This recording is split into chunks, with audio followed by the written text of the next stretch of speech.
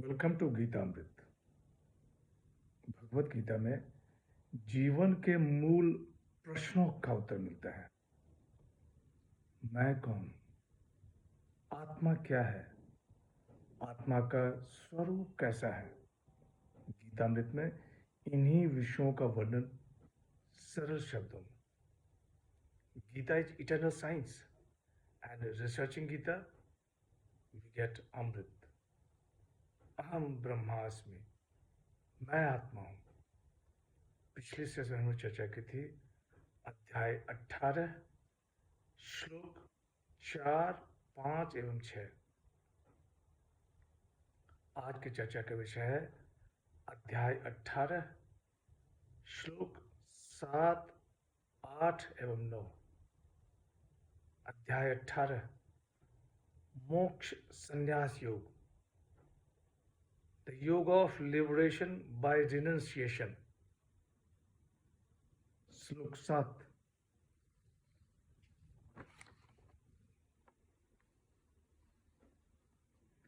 नियतस्य तु संन्यासः कर्मणो नोपपद्यते मोहात् तस्य परित्यागः तामसः परिकीर्तितः। श्री भगवान वाच, नियत कर्म का त्याग उचित नहीं है। उसका मोह पूर्वक त्याग करना तामस कहा गया है। The blessed Lord said, verily the renunciation of any duty that ought to be done is not right. The abandonment of the same through ignorance is declared to be tamasic. पिछले सेशन में त्याग को त्रिविध कहा गया।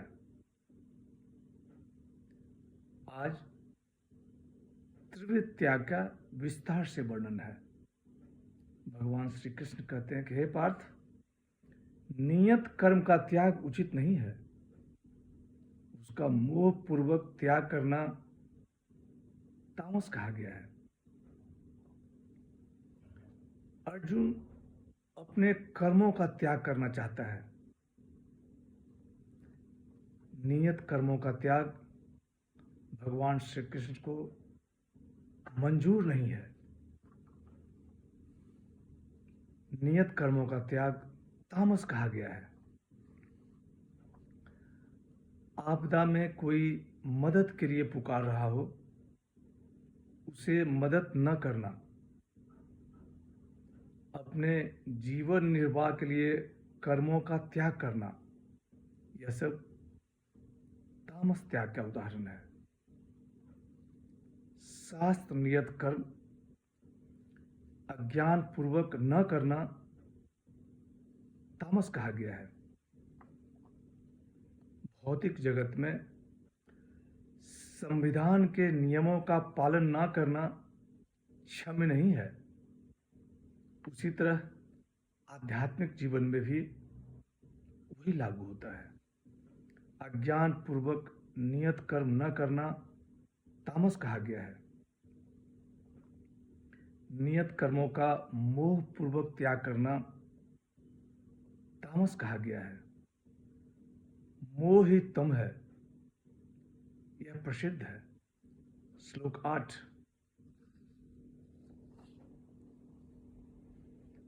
दुख मिथ्येव यत् कर्म काय क्लेश भयात्यजेत स कृत्वा राजसं त्यागम नैव त्याग फलम लभेत।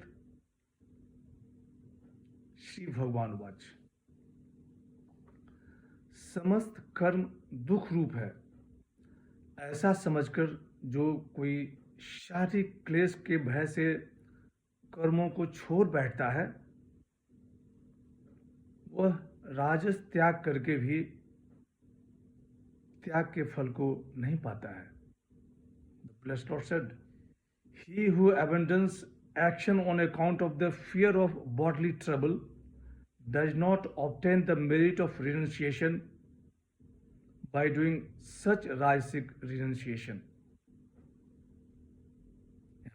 भगवान श्री कृष्ण कह रहे हैं कि हे पार्थ, समस्त कर्म दुख रूप है, ऐसा मानकर जो कोई शारीरिक क्लेश के भय से कर्मों को छोड़ बैठता है वह राजस त्याग कहा गया है। यदि कोई अपने कर्तव्य कर्म को दुखदायक समझकर त्याग देता है तो वह त्याग राजस कहा गया है। अर्जुन युद्ध करने में संकोच करके अपने कर्तव्यों से विमुख होना चाह रहा है। अर्जुन का यह त्याग राजस श्रेणी में आएगा। राजस मनुष्य को यज्ञ, दान, तप में केवल दुख दिखता है। उसे शास्त्र विधि के अनुसार चलने में परिश्रम का अनुभव होता है। शास्त्र विधि का त्याग राजस कहा गया है।